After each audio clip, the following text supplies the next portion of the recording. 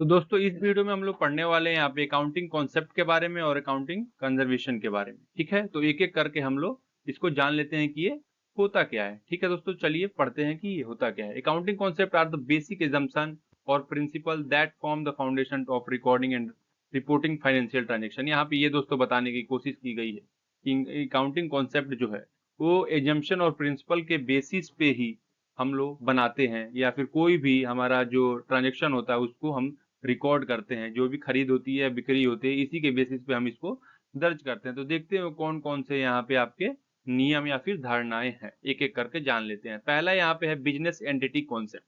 This concept state that the business is treated as a separate entity. जो business होता है separate entity किससे होता है? From its owner, from other stakeholder. यहाँ पे ये बताने की कोशिश की गई है दोस्तों कि जो आपकी बिजनेस है और उसका जो मालिक है दोनों अलग अलग है। यहाँ पे सभी लेन देन जो होंगे ना, या सभी जो ट्रांजेक्शन होंगे वो बिजनेस के दृष्टिकोण से यहाँ पे नोट किए जाएंगे, ना कि मालिक के पॉइंट ऑफ व्यू से कि मालिक बोल रहा है ये नोट करो तो आप ये नोट करोगे।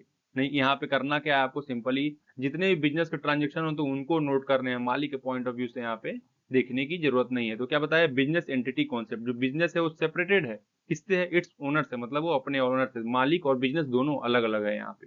ठीक है। दूसरा है money measurement concept. Only those transaction that can be measure in monetary terms are recorded in the accounting record.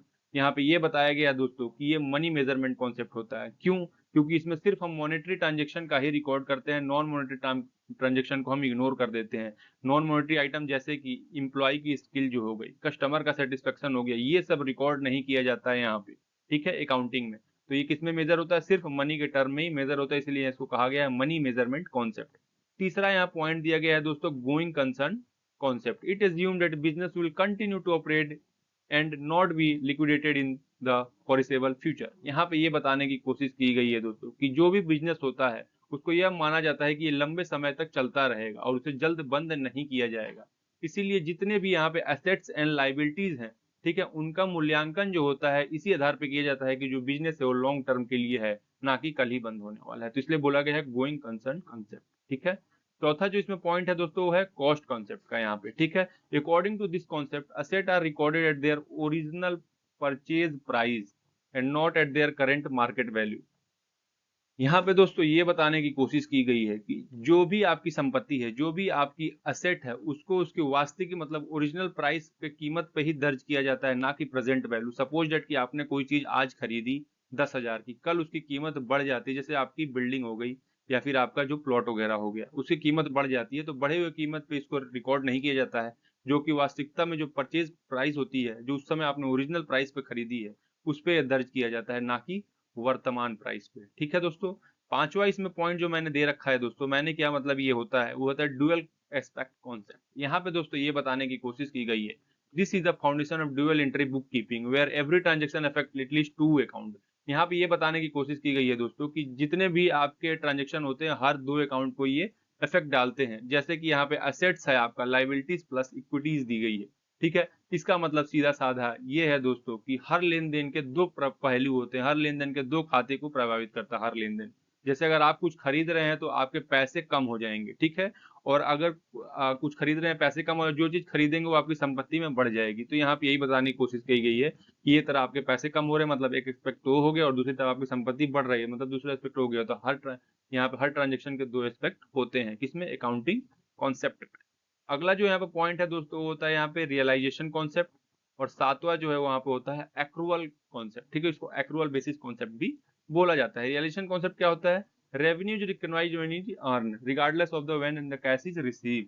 ठीक है। इसमें दोस्तों सिंपल सादा ये बताने की कोशिश की गई है, जब आपकी इनकम को तभी यहाँ पे दर्ज किया जाएगा, जो आपका इनकम है उसको तभी यहाँ पर रिकॉर्ड किया जाएगा जब वो आपको मिल जाती है, भले ही वो आपको कैश में प्राप्त हो या ना हो। ठीक है। जैसे सामान बेचने के बाद कोई भी इनकम होती है उसको दर्ज की जाती है। ठीक है, चाहे वो पैसा बाद में मिले।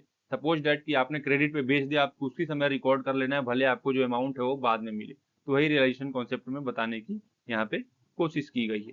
एक्रूअल कॉन्सेप्ट क्या होता है? This concept state that the revenue and the expenses should be recognised when they are earned और incurred, not necessarily when cash is received और पेड। यहाँ पे यही बताने की कोशिश की गई एक्रूअल बेसिस कॉन्सेप्ट में कि ये इसके अनुसार जो भी आपके इनकम होती है या जो भी आपके एक्सपेंस होते हैं उसी समय इसको रिकॉर्ड कर लिया जाता है जब वे होते हैं, ना कि जब पैसे आपके आदान प्रदान होते हैं। जैसे अभी कोई ट्रांजेक्शन हुआ ना, उसको उसी समय रिकॉर्ड कर लेना, ये नहीं कि जब पैसा मिलेगा तब हम इसको रिकॉर्ड करेंगे या फिर कोई आगे का गुड्स और सर्विसेज प्रोवाइड कराएंगे। तो इस एक्रूअल बेसिस कॉन्सेप्ट में यही बताया गया है कि जब आपका एक्सपेंस हो उसी समय रिकॉर्ड करिए, जब आपको रेवेन्यू मिले उसी समय तुरंत रिकॉर्ड कर लीजिए, ये नहीं कि फ्यूचर के लिए आप वेट करिए। ठीक है, आठवां जो इसमें है दोस्तों वो है मैचिंग कॉन्सेप्ट। ठीक है, मैचिंग कॉन्सेप्ट क्या होता है उसको भी जानते हैं हम। The matching concept required the expenses be matched with the revenue they generated. This mean that happens should be recorded in the same period as the revenue they have to earn.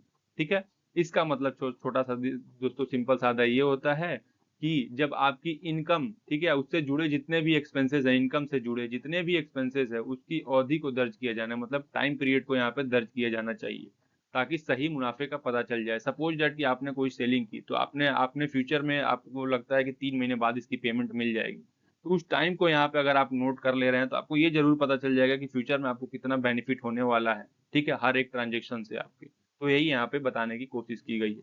नौवां और जो 10वां यहाँ पे दिया गया है दोस्तों, consistency of concept और materiality of concept. Once a business adopt the accounting method और policy, it should be applied consistently from one period to the next. यहाँ पे दोस्तों सिंपल सादा यही बताने की कोशिश किया जा रहा है बार बार कि जो तरीका आपने अकाउंटिंग के लिए अपनाया उसे हर साल समान रूप से उसी तरीकों को अपनाना चाहिए। इससे क्या होगा, जो फाइनेंशियल स्टेटमेंट होगा समय समय के साथ उसकी जो तुलना होगी वो काफी इजिबल हो जाएगी। सपोज दैट कि एक मेथड से आपने कोई फाइनेंशियल ट्रांजेक्शन बुक बना ली और अगले साल दूसरे ट्रांजेक्शन से, तो उसको कंपेयर करने में, ठीक है, उसकी तुलना करने में आपको प्रॉब्लम होगी। इसीलिए बोला गया है कि कंसिस्टेंसी कॉन्सेप्ट की मतलब सेम आपका मेथड फॉलो होना चाहिए आपके बुक्स ऑफ अकाउंट जब भी आप बनाते हैं तो। ठीक है, 10वां यहाँ पे मॉर्टिलिटी कॉन्सेप्ट दिया गया। This concept suggested all the significant information should be could influence the decision making process of user should be included in the financial statement.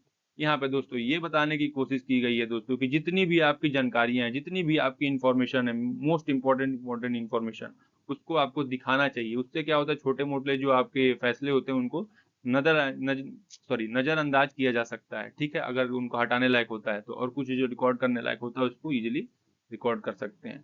11वां और आखिरी जो इसमें कॉन्सेप्ट है दोस्तों, ये आपको 11 के 11 लिखने होंगे, आपको exam of point of view से काफी ये इंपॉर्टेंट क्वेश्चन है, कंजर्वेटिज्म। ठीक है, इसको देखते हैं क्या होता है। The conservatism concept advise accounting to anticipated and record losses और liability when they are profitable but recognise gain only when they realise.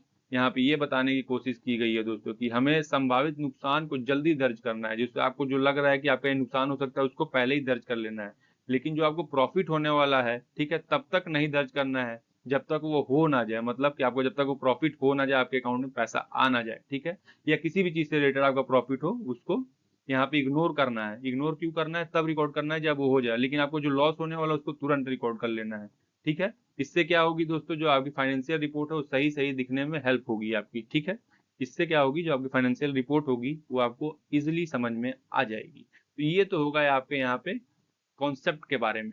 ठीक है, यहाँ पे अकाउंटिंग कॉन्सेप्ट के बारे में। अब कन्वेंशन के बारे में जान लेते हैं। ठीक है, कि इनकी जो लेखांकन है, सिद्धांत वगैरह क्या है, उसके बारे में हम इसको पढ़ लेते हैं। ठीक है, जल्दी जल्दी मैं आपको समझाने की कोशिश करूंगा। कन्वेंशन काफी छोटे शब्दों में आपको बताने की कोशिश करता हूँ। पहला है यहाँ पे convention of disclosure. This convention state that all material and relevant information should be fully and Fairlie disclose in the financial statement.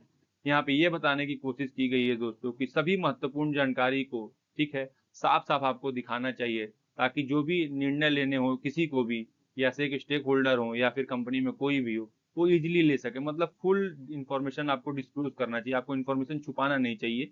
ठीक है दोस्तों, दूसरा यहाँ पे बताया गया कन्वेंशन ऑफ कंसिस्टेंसी। ठीक है, the convention reinforces the consistency concept, implies that once an accounting method or practices is chosen, it should be applied consistently in the future period। यहाँ पे ये बताने की कोशिश की गई दोस्तों कि एक बार जो तरीका अपनाया गया हो उसे हर साल समान रूप से अपनाना चाहिए। ठीक है, इससे वित्तीय जानकारी की तुलना करना बहुत ही आसान हो जाएगा। जैसे ऊपर मैंने बताया था, सेम एज यूजुअल यही यहाँ पे भी है कंसिस्टेंसी में। ठीक है, तीसरा जो यहाँ पे पॉइंट है दोस्तों, ये 5 ही यहाँ पे दिए गए हैं कंजर्वेटिज्म का। ठीक है, वो क्या बताता है, also known the prudence convention, इसको प्रूडेंस कन्वेंशन ही बोलते हैं। ठीक है, it advise that potential expenses and losses should be recognised as soon as they are forcible.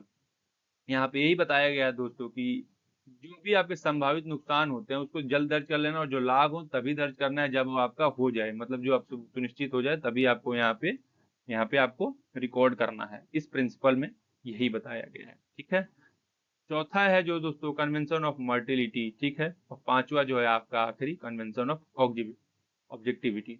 ठीक है, ये दोनों क्या बताते हैं इसको भी जान लेते हैं कि जितनी भी महत्वपूर्ण जानकारी है मर्टिलिटी में दोस्तों, ये बताने की कोशिश की गई है कि उसका खुलासा किया जाना चाहिए, मतलब उसको डिस्क्लोज किया जाना चाहिए। ठीक है, लेकिन जो छोटी मोटी चीजें हैं उसको नजरअंदाज कर देना चाहिए, मतलब भूल जाना चाहिए। जैसे यहाँ पे लिखा है माइनर और ट्राइबल आइटम में भी इग्नोर कर सकते हैं आप। ठीक है, इस सिद्धांत के तहत पांचवा जो यहाँ पे और आखिरी दिया गया है दोस्तों, ठीक है, यहाँ पे जो पांचवा और आखिरी दिया गया है वो क्या दिया गया, कन्वेंशन ऑफ ऑब्जेक्टिविटी।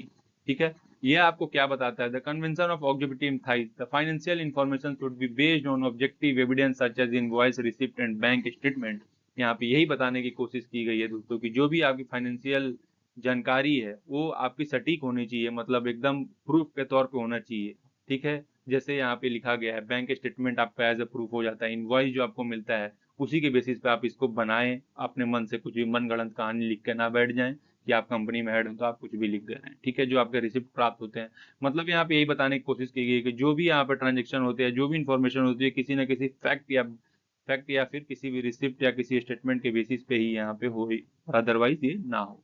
ठीक है, तो ये तो पांच आपके कन्वेंशन हो गए, और बाकी जो आपके 11 थे वो क्या हो गए थे, यहाँ पे कॉन्सेप्ट हो गए थे। तो होप करता हूँ कि एक एक करके आपको समझाने की कोशिश किया हूँ, वो काफी अच्छे से समझा भी दिया हूँ। तो वीडियो अच्छी लगी होगी। चलिए मिलते हैं अगली वीडियो में, तब तक के लिए जय हिंद।